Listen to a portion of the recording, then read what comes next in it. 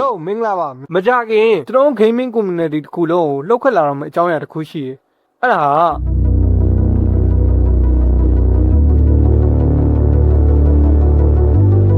ါဒီနေ့မှာတော့ကျွန်တော်တို့တွေ10နှစ်ကျော်လောက်စောင့်နေရတဲ့ game တစ်ခုချို့သူတို့စီဒီ game ကိုစောဖို့စောင့်ရင်းနဲ့ဘဝတော်ကူးသွားရှာပြီ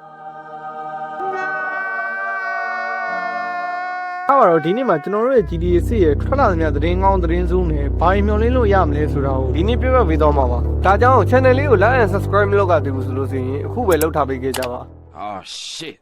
Here we go ပထမ again. ဆုံးအနေနဲ့ကတော့အတော်များများစိုးရိမ်နေကြတဲ့ story ပိုင်းဘာလို့ဆိုလို့ဆိုရင် GTA တစ်ခုလုံးရင်ပြင်နိုင်အရင်ဇလန်းတွေကိုရေးရတဲ့သူတွေကနောက်ပိုင်းမှာထွက်သွားပြီးတော့လက်ရှိ GTA 6ရဲ့ story ပိုင်းကိုခြားသူတွေနဲ့ main writer တွေတော်တော်များများပါဝင်ပြီးတော့ရေးသားနေတဲ့ဆိုတဲ့သတင်းတွေထွက်လာတာကြောင့်ဒီအကြောင်းအရာနဲ့ပတ်သက်ပြီးတော့ gamer တွေတော်တော်များများအတော်လေးကိုဝေဖန်နေကြပါတယ်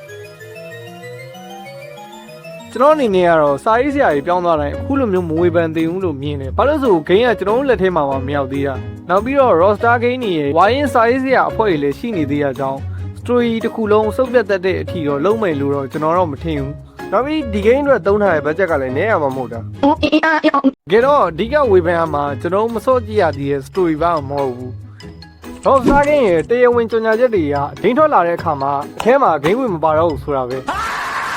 ဟုတ်ပါတယ်အဲ့ထဲမှာ digital code ပဲပါတော့မှာပါဒီကိစ္စကိုတော်တော်များများသိပြီးတဲ့အခါမှာတော်လေးကိုဒေါသပုံတွေထနေပါတယ်ချို့ဂိမ်းဆိုင်တွေဆိုလို့ဆိုရင်အခွင့်မပါလို့ဆိုရင်ဆိုင်မှာပါရောက်ရမလဲနဲ့ဘူးခွန်တွေကိုပဲအလှပြရမလားဆိုပြီးတော့ပြောလာကြတယ်ဒါပေမဲ့ Rockstar ဘက်ကအခုလိုလုပ်လိုက်တာအကြောင်းရင်းတော့ရှိတယ်သူတို့ဂိမ်းမထွက်ခင်ရပ်ပိုင်းလိုမှာပဲဖြစ်ဖြစ်ဂိမ်းရဲ့ story နဲ့ video တွေကို online ပေါ်မှာပေါက်ကြားသွားမှာကြောင်းဒီလိုပြဿနာကိုတားဖို့အတွက်ဆိုပြီးတော့ပေါ့ဖတ်မှာသူတို့ဂိမ်းငွေတစ်ခွေထုတ်ဖို့အတွက်ပလတ်စတစ်ဘူးလို့ရခွေရနောက်တည်ယူပို့ဆောင်ကားတွေရဲ့ဂိမ်းဆိုင်တွေကိုလည်းအမျက်တွေခွဲပေးရတာကြောင့် digital download ဆွဲရတဲ့စနစ်ကိုပဲသူတို့ဘက်ကနောက်ဆုံးတော့ပြောင်းလိုက်တာပေါ့နောက်ပြီးအဲ့ဒါသူတို့အတွက်အမျက်လဲရတာဟုတ်$2 million in 3 fucking hours! digital game လောကရဲ့အမှောင်ပဲချမ်းဟာသူတို့ဂိမ်းကိုဖျက်ချင်တဲ့အချိန်ဖျက်လို့ရတာပဲအဲ့ဒါ Rockstar ပဲဖြစ်ဖြစ် Sony ပဲဖြစ်ဖြစ်သူတို့ဘက်ကအကြောင်းရင်းအမျိုးမျိုးကြောင့် game ရဲ့ server ကိုပိတ်ချလိုက်တာပဲဖြစ်ဖြစ်တိုးပေါ်ကနေဖြုတ်ချက်လိုက်တာပဲဖြစ်ဖြစ်လုပ်လိုက်လို့ဆိုလို့ရှိရင်ကျွန်တော်တို့ဘက်ကပတ်စံပေးထားရဆိုရင်တော့မှအဲ့ game ကိုဆက်ပြီးတော့ဆော့လို့မရတော့ပါဘူးဒါကြောင့် digital စနစ်မှာဝယ်တာပိုင်ဆိုင်တာမဟုတ်ဘူးဆိုတဲ့စကားသံတွေကလည်းထွက်လာတယ်ကိုယ်စစ်တာရှိရင်အမြဲဆော့လို့ရမှာဖြစ်ကြောင်းRockstar ကိုအတော်များများဝိုင်းပြီးတော့ပြောနေကြပါတယ်အဲ့ထဲမှာကျွန်တော်ပါဝင်ပေါ့ Okay Rockstar ကိုဝေဖန်တာတော်သိပြီတော့ကြဝိုင်းဆက်ခံနေအောင်မယ်သတင်းစိုးတွေနဲ့ဝေဖန်တန်တွေကိုခဏဘေးဖယ်ထားပြီးကျွန်တော်ရဲ့ဆယ်စုနှစ်တစ်ခုစာမျှော်လင့်ချက်ကြီးဖြစ်နေတဲ့ GTA 6 စီကနေဘာတွေမျှော်လင့်လို့ရမလဲဆိုတာကိုစက်ကြည့်လိုက်အောင်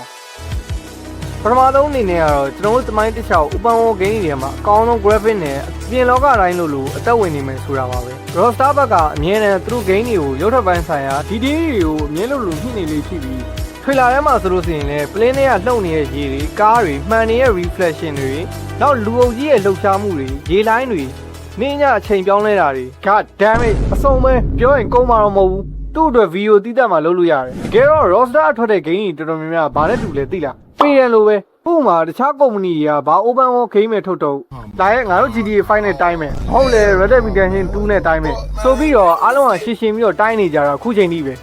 ဒုတိယအချက်ကတော့ပိုပြီးနဲ့ဆိုင်လာတော့မယ် AI စနစ်နဲ့လက်တွေ့ပုံစံလာတော့မယ် graphic ဟာနေပေါင်းသူတို့ပြောတာ AI ကိုမသုံးဘူးဆိုမင်းကအခုကဘာလဲကွာ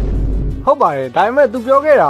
ာသူတို့က GTA 6ဖန်တီးရမှာ generated AI ကိုလုံးဝမသုံးဘူးလို့ပြောခဲ့တာပါဆိုလိုတာ AI နဲ့ဖန်တီးထားတဲ့ content တွေ story ပိုင်းတွေနဲ့အတန်သရုပ်ဆောင်တွေကို AI ပေါ်လုံးဝအားမကိုးထားဘဲနဲ့ game ရဲ့အဆောက်အဦတွေနဲ့အမှုပညာတွေကိုလည်းသူတို့ရဲ့ developer တွေကိုယ်တိုင်အသေးစိတ်ဖန်တီးထားတာဖြစ်ပြီးဒီအရာတွေပေါ့ AI နဲ့လုပ်တာမဟုတ်ဘူးလို့ဆိုလိုတာပါဘာလို့ဆိုနောက်ပိုင်း AI နည်းပညာတွေကတိုးတက်လာတဲ့အမျှချုပ် game တော်တော်များများအခုနကပြောခဲ့တဲ့အချက်တွေပေါ့ AI ကိုအစားထိုးပြီးတော့အသုံးပြုလာကြပါတယ်ဒီအချက်ကို player တော်တော်များများမကြိုက်ကြပါဘူးဒါပေမဲ့တစ်ဖက်မှာနောက်ပိုင်း game တွေရဲ့သဘောတဘာဝအရာ AI ကိုလုံးဝမသုံးဘဲနဲ့ game တစ်ခုတည်ဆောက်ဖို့ဆိုတာမလွယ်ကူပါဘူးသူသဖြင့် GTA 6လို့ open world game ကြီးတွေဆိုပိုလို့အောင်ဆိုသေးတယ်ဒါပေမဲ့ Rockstar AI ကို story ပိုင်းတော့မဟုတ်ဘဲနဲ့ NPC ရဲ့အပြုအမူတွေကိုပို့ပြီးတော့သဘာဝကျစေဖို့အတွက်ပဲ AI ကိုသုံးထားတာပါဒါမှ game ရဲ့ NPC ကအရင်တော့တွေ့ခဲ့ဘူးတဲ့ NPC လိုမျိုးရိုးအီမနေတော့ဘဲနဲ့မိုးရွာရင်ထီးဆောင်တာရင်တိုက်မှုဖြစ်ရင်ချင်းနေပုံမူတည်ပြီးတော့တုတ်ပြန်တာရဲတွေကလည်း player တွေကိုထောင်ချောက်ဆင်ပြီးတော့ညံရှိနဲ့ဝိုင်းပြီးတော့ဖမ်းတာမျိုးတွေတွေ့လာနိုင်ပါတယ်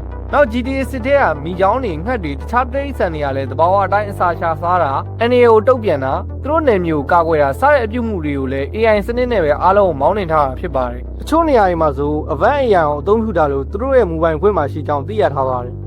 နောက်အခုလာမယ့် GTA 6ရဲ့ story ဘန်းဆိုလို့ဆိုရင်လည်းအားလုံးသိရတဲ့အတိုင်း Bonnie and Clyde ကြားရဲ့ Lucifer နဲ့ Jason တို့အတွဲကိုမြင်ရမှာဖြစ်ပြီးအချစ်ယုံကြည်မှုနဲ့ကြာသွင်းမှုများစွာနဲ့ဇလန်းလှည့်ပြောင်းနေတာကျွန်တော်တို့ကိုတကယ်ပဲဆွဲဆောင်နိုင်မလားဆိုတာကိုဆက်ဆောင်ကြည့်ရမှာပါနောက် Rockstar ဘက်ကပြောကြားချက်အရခုလာမယ့် GTA 6ရဲ့ map ကသူတို့ဖန်တီးသမျှရဲ့အကြီးဆုံးနဲ့အသက်ဝင်ဆုံး map တစ်ခုဖြစ်မယ်ဆိုပြီးတော့ပြောထားပါတယ်နောက်ဆုံးအနေနဲ့ပြောရရင် digital ပြဿနာတွေနဲ့ဈေးနှုန်းကိစ္စတွေရှိပေမဲ့ကျွန်တော်တို့ player တွေပေါ်အကောင်းဆုံးရတာတွေပေးမယ်ဆိုတာကိုတော့ညင်းလို့မရပါဘူးအဲ့အတွက်လည်းသူတို့တွေ game တစ်ခုဖန်တီးဖို့အတွက် budget ဒေါ်လာတွေကဘီလီယံနဲ့ချီသုံးထားပြီးချိန်ပေါင်းများစွာကိုလည်းရင်းမိလောက်ထားတာကြောင့်နောက်ထပ် masterpiece လက်ရာတစ်ခုထပ်ဖြစ်လာအောင်ပါကျွန်တော်ဘက်ကဘာလို့ခုလိုတွေပြောနိုင်လဲဆိုတော့တစ်ချက်ရှင်းပြပေးမယ်ခုချိန်မှာအားလုံးကသာစိုးရိမ်နေကြတာပါကျွန်တော်ပါဝင်ပေါ့ဒါပေမဲ့ကျွန်တော်တို့ငယ်ဘဝမှာအတူရှိလာပေးခဲ့တဲ့ဒီ Rockstar ကိုတော့ကျွန်တော်တို့ဘက်ကလည်းလည်းနဲ့အယုံကြည်တော့မပြတ်သင့်ဘူးပြန်စဉ်းစားကြည့်ရင်ကျွန်တော်တို့တွေကြောင်းနေကြီးရှင်နေပြေးပြီးတော့ဂိမ်းဆိုင်လေးမှာတနာရီစာပတ်စံလေးတွေစုပြီးတော့ဆော့ခဲ့ရတဲ့ GTA Vice City မိုးရထဲမှာကားရှောက်မောင်းခဲ့ရတဲ့ GTA 3နောက်ပြီးဒီအတန် Oh shit. Here we go again.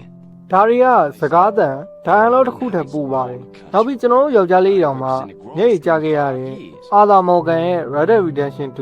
ဒါတွေအားလုံးဟာ Rockstar ရဲ့လက်ရာတွေကြီးပါပဲခု digital စနစ်တွေနဲ့ဝေဖန်တဲ့နေကြောင်းကျွန်တော်တို့တွေစိုးရိမ်နေကြပေမဲ့အဖက်မှာလည်း Rockstar ဆိုတဲ့နာမည်ကြောင့်ကျွန်တော်တို့တွေအခုချိန်ကြီးမျှော်လင့်နေရတော့မှာပဲသူတို့ဟာဒီတစ်ခေါက်မှာလည်း game လောကရဲ့သမိုင်းကိုနောက်တစ်ချိန်ထပ်ပြီးတော့ပြောင်းလဲနိုင်အောင်မယ်ဆိုတာကိုကျွန်တော်ကတော့ယုံကြည်ပါတယ်